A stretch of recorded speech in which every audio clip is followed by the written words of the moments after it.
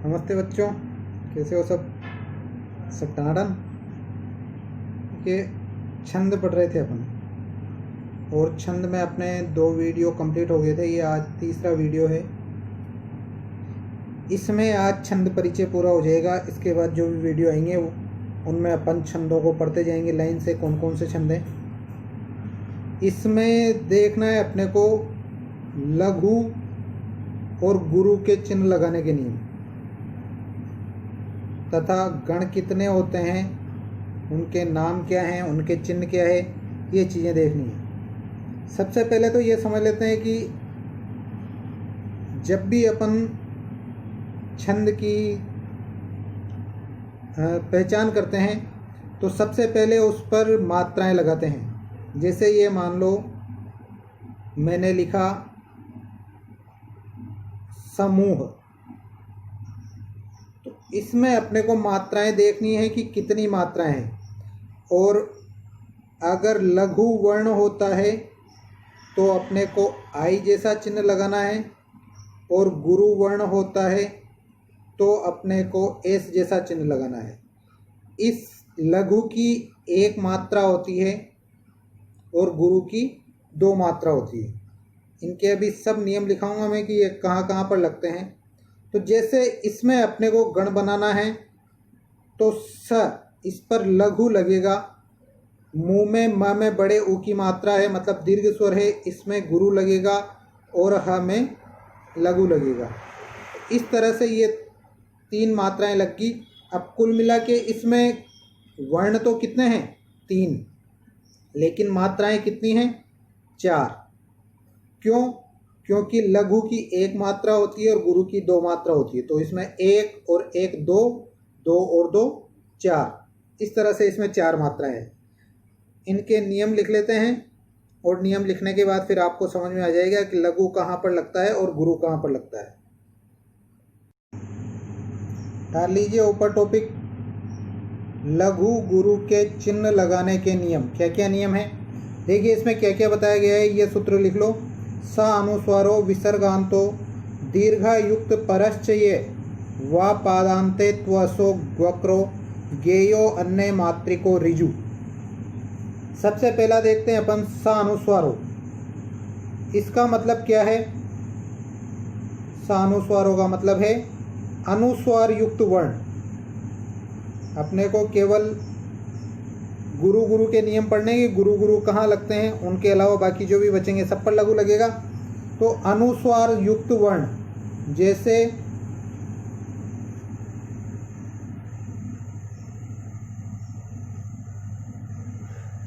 रामम, ये मम, इस मम के ऊपर क्या अनुस्वार लगा हुआ है, तो इसको अपन क्या मानेंगे? गुरु। आपको केवल अभी ये श्लोक लिखना है, ये यहाँ पर मैं समझा रहा हूँ इस श्लोक का अर्थ। तो रामम में मम को क्या मानेंगे? गुरु। मतलब इसकी कितनी मात्राएं होगी? 2। पहली बात तो ये। दूसरी है विसर्गान्तो। विसर्गान्तो का मतलब क्या है? जिसके अंत में विसर्ग हो, जैसे रामः। इस म को देखते हैं, इसके अंत में विसर्ग लगा हुआ है, तो इसको भी क्या मानेंगे? गुरु। 2 बातें समझ में आ गई। जिसके पीछे अनुस्वार लगा हुआ हो उसको भी गुरु मानेंगे, जिसके पीछे विसर्ग लगा हुआ हो उसको भी गुरु मानेंगे।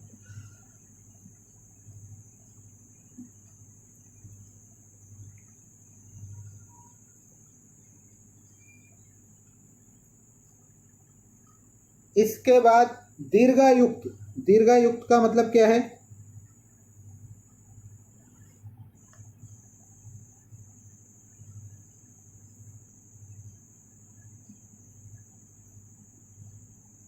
दीर्घायुक्त मतलब दीर्घ मात्रा से युक्त। दीर्घायुक्त मतलब दीर्घ स्वर या दीर्घ मात्रा से युक्त। अच्छा, स्वरों के मैंने 3 भेद बताए थे, ऋश्व, दीर्घ और प्लुत। तो जिसमें दीर्घ यानी बड़े स्वर की मात्रा लगी हो उसको गुरु मानेंगे। जैसे इसी को ही देख लेते हैं अपन, राम।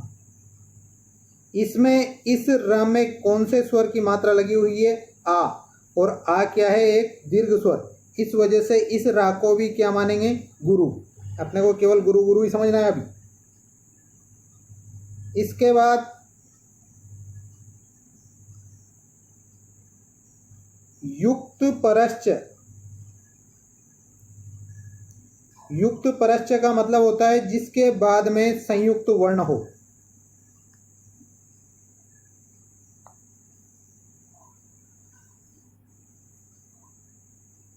युक्त परश्च मतलब बाद में संयुक्त वर्ण हो। जैसे ये मान लो मैंने लिखा कक्षा। इस क की बात करते हैं कि इस क पर लघु लगेगा या गुरु लगेगा। तो सबसे पहले तो क छोटा वर्ण है, लघु लगना चाहिए। लेकिन इस क के बाद में शा, ये शा किससे मिलके बना हुआ है, क श और आ से, मतलब ये एक संयुक्त वर्ण है शा। अगर बाद में संयुक्त वर्ण हो तो जिसके बाद में संयुक्त वर्ण है उसको भी गुरु मानेंगे। ये संयुक्त वर्ण किसके बाद है, क के बाद, तो क को क्या मानेंगे, गुरु। इसके बाद लिखा हुआ है वा पादांते तू।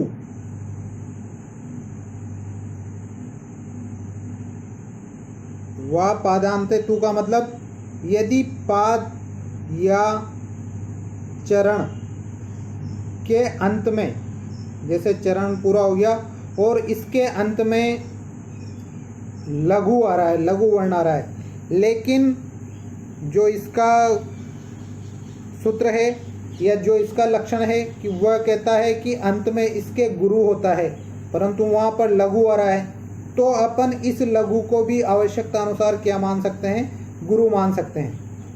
यदि किसी चरण के अंत में लघु आ रहा है और अपने को वहाँ पर गुरु की आवश्यकता है तो लघु को भी क्या मान सकते हैं, गुरु मान सकते हैं।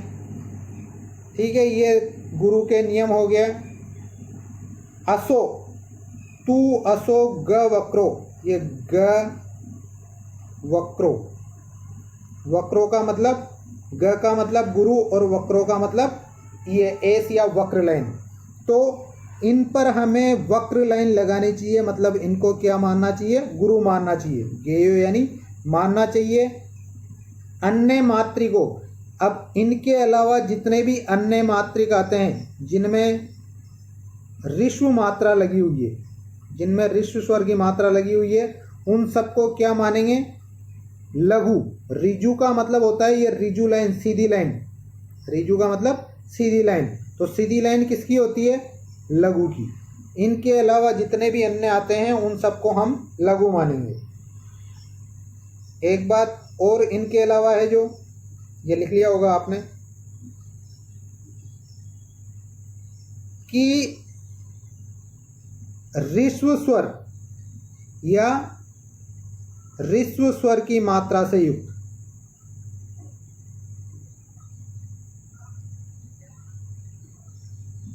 अगर कोई वर्ण हो तो उसको क्या मानेंगे, लघु। जैसे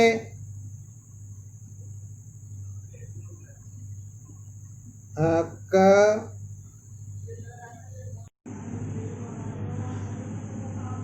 नितिन, इसी को देख लेते हैं। इस न में किसकी मात्रा लग रही है, ई की, जो कैसी है, छोटी ई। इस त में किसकी मात्रा लग रही है, ई की, जो भी कैसी है, छोटी ई। इस न में किसकी मात्रा लग रही है, अ की, जिसको भी क्या मानते हैं अपन, ऋष्व। तो इन तीनों के ऊपर ऋष्व की मात्रा लगी हुई है, तो इन तीनों को क्या मानेंगे, लघु। ठीक है। यदि दीर्घ मात्रा से युक्त हो तो दीर्घ मात्रा युक्त,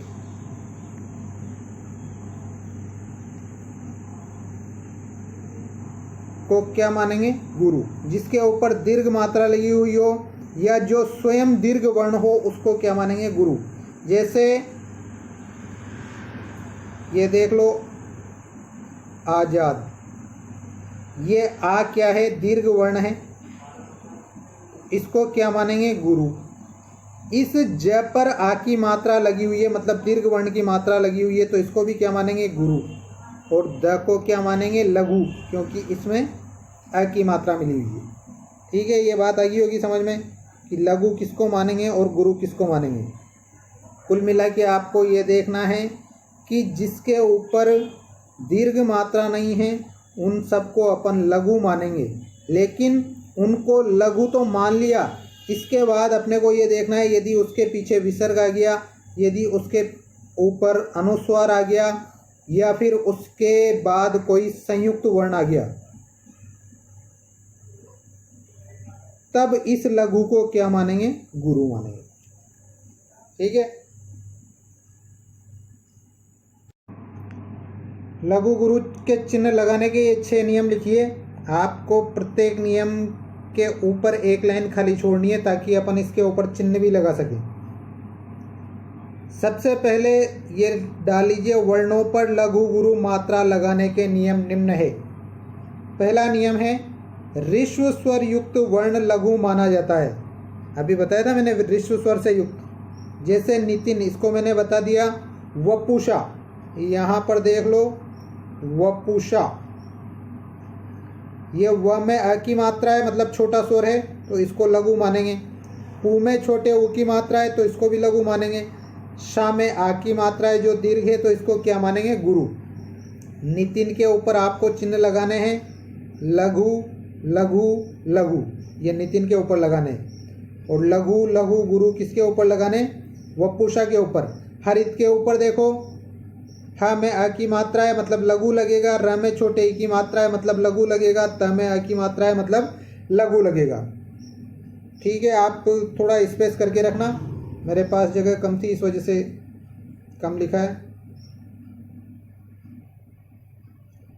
इसके बाद देखो, दीर्घ स्वर युक्त,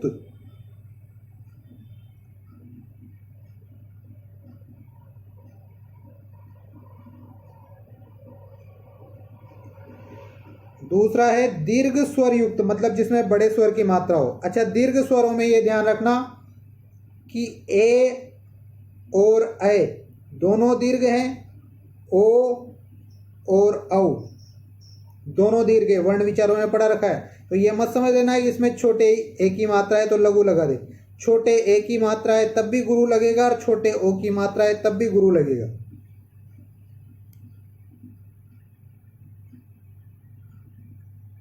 ये अगला नियम लिखो, दीर्घ स्वर युक्त वर्ण गुरु माना जाता है। जिसमें बड़े स्वर की मात्रा हो उसको गुरु माना जाता है। जैसे केशा, ये देखो यहाँ पर केशा, ये क में छोटे ए की मात्रा है परंतु ये दीर्घ स्वर है, तो इसको अपन क्या मानेंगे? गुरु। शा में आ की मात्रा है तो इसको भी क्या मानेंगे? गुरु। इस केशा के ऊपर चिन्ह लगा लो। धीमती, धीमती, इस ध में बड़े ई की मात्रा है मतलब दीर्घ स्वर है तो गुरु मानेंगे। यदि छोटे ई की होती तो क्या मानते? लघु। म में अ की मात्रा है तो लघु मानेंगे, और ती में बड़े ई की मात्रा है तो इसको गुरु मानेंगे। भावना देखो, ये भावना, इसमें आ की मात्रा है तो गुरु, इसमें अ की मात्रा है तो लघु, इसमें आ की मात्रा है तो गुरु। ये दीर्घ और ऋस्व स्वर मैंने वर्ण विचारों में अच्छी तरह से पढ़ा रखे हैं, मेरे हिसाब से आपने वहाँ देखे होंगे, वहाँ से इनको अच्छी तरह से याद करना। अगला नियम है नियम नंबर 3, अनुस्वार युक्त वर्ण गुरु माना जाता है। अनुस्वार युक्त वर्ण गुरु माना जाता है। अनुस्वार क्या? ये ऊपर जो म की बिंदी लगती है इसको कहते हैं अनुस्वार। जैसे रामम, तो ये रामम, इस राम में तो आ की मात्रा लग रही है, इसको तो गुरु मानेंगे इसे ही। लेकिन म में अ की मात्रा लग रही है, लेकिन अ की मात्रा के साथ साथ इसमें अनुस्वार भी लगा हुआ है, तो इसको भी क्या मानेंगे? गुरु। हरिम, ह को तो लघु मानेंगे, लेकिन इस री के ऊपर ये म की बिंदी लग रही है, भले र में छोटे ई की मात्रा है, लघु मानना चाहिए, परंतु ऊपर बिंदी लग गई, इस वजह से क्या मानेंगे? गुरु। गुरुम देखो, ग में छोटे उ की मात्रा है तो क्या मानेंगे? लघु। र में छोटे उ की मात्रा है, लघु मानते, लेकिन ऊपर अनुस्वार लग गया, इस वजह से क्या मानेंगे? गुरु। आपको एक एक लाइन छोड़कर इस तरह से लघु गुरु के चिन्ह इन्हीं शब्दों के ऊपर लगाना है। अगला देखो, विसर्ग युक्त वर्ण भी गुरु माना जाता है।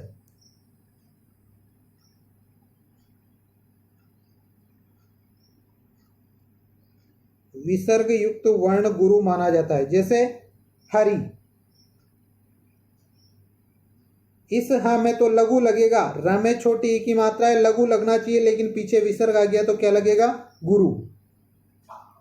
रामः, राम में गुरु लगेगा, लेकिन म के बाद विसर्ग आ गया, इस वजह से इसमें भी क्या लगेगा? गुरु।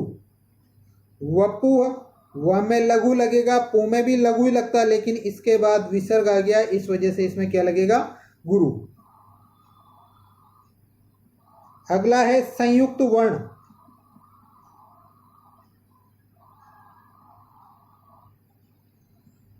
संयुक्त वर्ण या अर्धाक्षर से पहले वाला वर्ण गुरु होता है।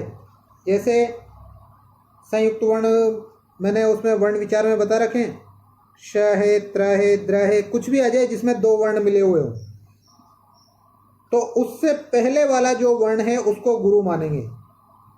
जैसे दक्ष, ठीक है। यहाँ पर द क्या है? लघु है, क्योंकि इसमें अ की मात्रा है। अब यहाँ पर अनुस्वार भी नहीं लग रहा है, विसर्ग भी नहीं लग रहा है, लेकिन पीछे संयुक्त वर्ण आ रहा है, इस वजह से इसको क्या मानेंगे? गुरु मानेंगे। अब यहाँ पर क्या बचा? स्वयं संयुक्त वर्ण को लघु मानेंगे।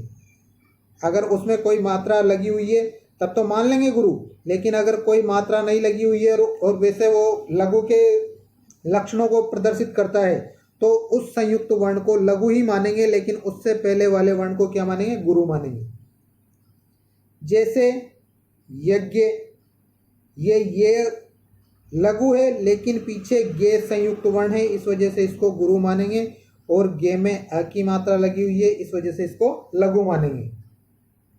अर्धाक्षर, अगर आधा अक्षर आ गया तो उससे पहले वाले वर्ण को भी गुरु मानते हैं। जैसे भ के बाद आधा अक्षर आ रहा है क, तो भ को क्या मानेंगे? गुरु, और ती में छोटी ई की मात्रा है, इस वजह से इसको क्या मानेंगे? लघु। ठीक है। और लास्ट नियम है जो आवश्यकता अनुसार काम में आता है, हर कहीं पर नहीं आता है।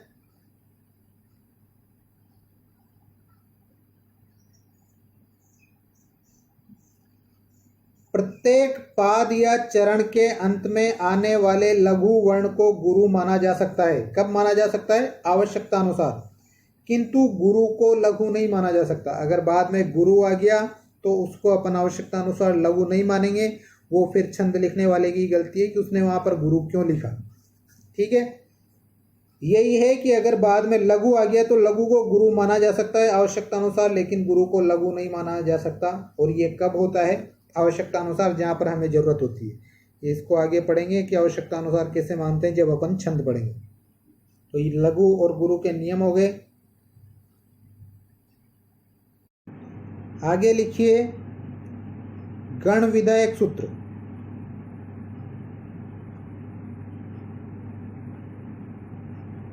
गण विधायक सूत्र, गण मैंने पिछले वीडियो में बताए थे 8 गण होते हैं, लेकिन वो 8 गण कैसे बनते हैं?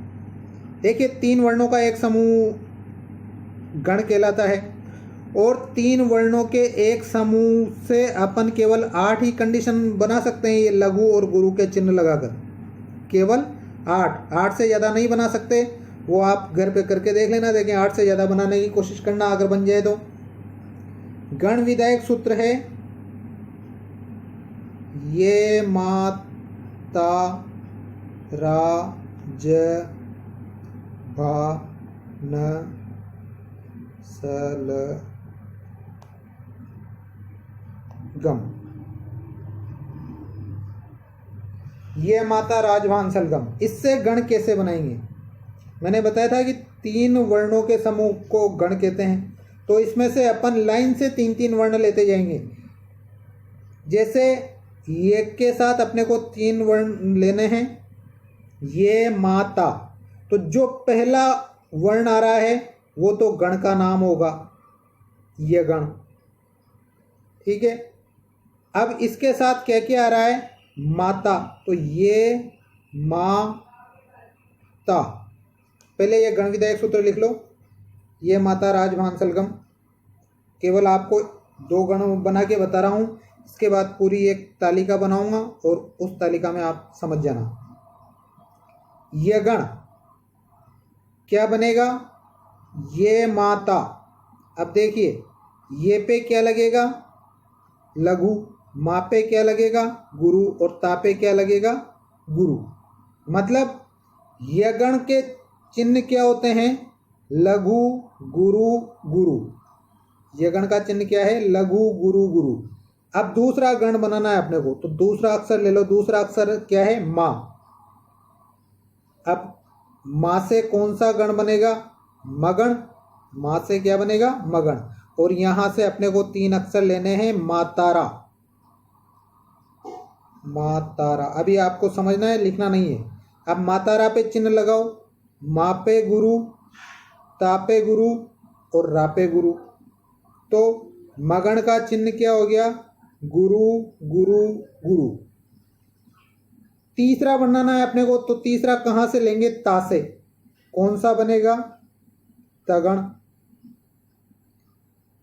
क्या क्या लेना है, ताराज। ये ता, रा और ज, इस पर चिन्ह लगाओ। ता पे गुरु, रा पे गुरु और ज पे लघु। तो तगण का चिन्ह क्या है, गुरु गुरु लघु।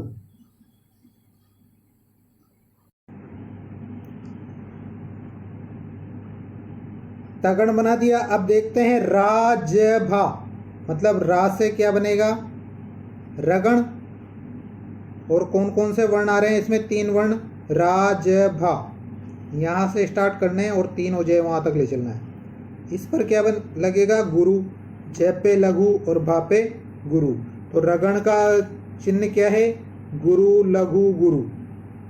समझ में आ गया होगा। अब इसी तरह से जगण, जगण में क्या बनेगा, जभान। ज पे लघु, भा पे गुरु और न पे लघु। भगण, भगण का चिन्ह क्या है, भगण के वर्ण क्या है, भा न स। भा पे गुरु, न पे लघु और स पे लघु।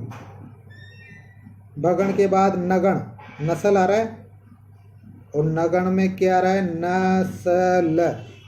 तीनों में ही क्या लगेगा, लघु लघु लघु। इसके बाद सगण, सगण में क्या आ रहा है, स ल ग और म। ये म आधा है और आधे वर्ण को अपन गिनते नहीं है, उसको पहले वाले में मिला लेते हैं। तो स पे क्या लगेगा, लघु। ल पे क्या लगेगा, लघु। लेकिन यहाँ पर गम, ग के बाद संयुक्त आधा वर्ण है, इस वजह से ग को क्या मानेंगे, गुरु। ये सगण का चिन्ह है। ठीक है। रगण, जगण, भगण, नगण, सगण और यगण, मगण, तगण पहले पढ़ ही लिया था। कुल मिला के कितने गण बने, ये 8 गण। मैंने अभी आपको केवल बनाना सिखाया है, इनकी तालिका मैं आपको बता रहा हूँ। अब यहाँ पर ये देखना कि इनके चिन्हों को अपन कैसे समझ सकते हैं और इनका अन्य नाम क्या है।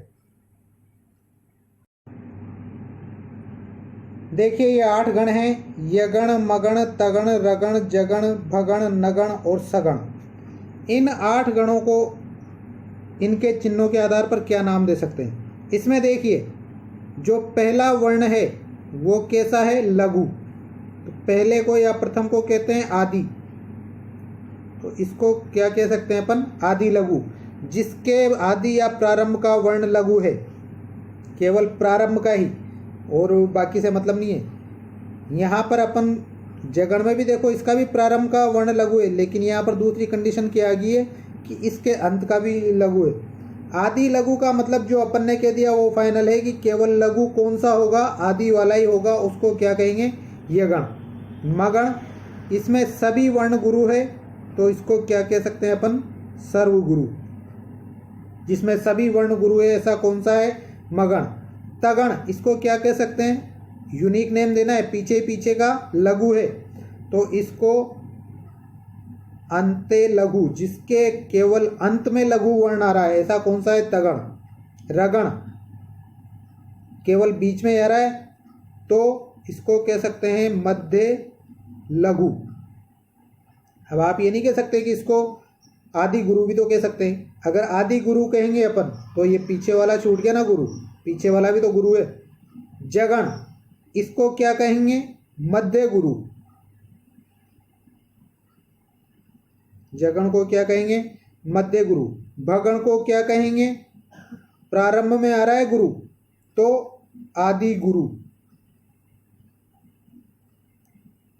नगण को क्या कहेंगे? सर्व लघु, सभी लघु हैं इसमें, सर्व लघु। और सगण को क्या कहेंगे? अंत में गुरु यानी अंते गुरु। ये आपको समझाने के लिए है। अब मैं पूरी टेबल आपको बता रहा हूं, उस टेबल के अनुसार आपको लिखना है। ये ऐसी तालिका बना लीजिए, गण स्वरूप बोधक तालिका।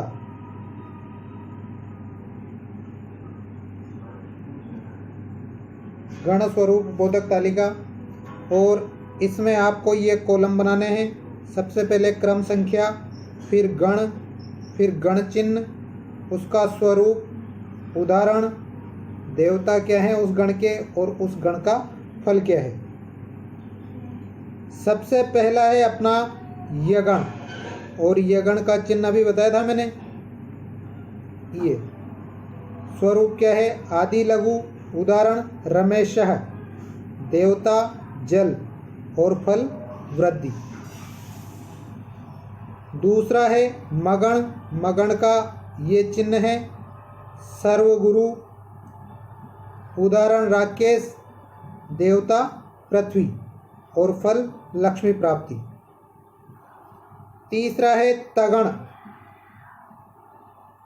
तगण का चिन्ह है ये गुरु गुरु लघु, इसको कहते हैं अंत्य लघु। उदाहरण भावेश, देवता आकाश और फल संपत्ति नाश। रगण, रगण का चिन्ह है गुरु लघु गुरु, इसको मध्य लघु भी कहते हैं। राघव ये इसका उदाहरण है, इसके देवता हैं अग्नि और फल हैं विनाश। अगला है जगण। जगण का है गुरु लघु लघु गुरु लघु, इसको मध्य गुरु भी कहते हैं। उदाहरण है सुरेश, देवता सूर्य और फल रोग। अगला है भगण। भगण का चिन्ह है गुरु लघु लघु, इसको आदि गुरु भी कहते हैं। उदाहरण है कौरव, देवता चंद्रमा और फल सुयस। नगण तीनों ही लघु, इस वजह से इसको क्या कहते हैं? सर्वलघु। इसका उदाहरण है कमल, देवता है स्वर्ग और फल है आयुष्य। और लास्ट है सगण, लघु लघु गुरु, इसको अंत्य गुरु भी कहते हैं क्योंकि अंत में गुरु आ रहा है। उदाहरण है कमला, देवता है वायु और फल है विदेश यात्रा। ठीक है। अच्छा, इसके पहले जो मैंने ये माता राजभान सलगम बताया था और उससे गण कैसे बने उनको भी आप लिख लेना, क्योंकि इसमें वो नहीं दिया गया है कि यह माता माता रा ताराज, तो आप उनको भी लिख लेना। अगर अभी ये लिख लिया हो तो इसके बाद लिख लेना।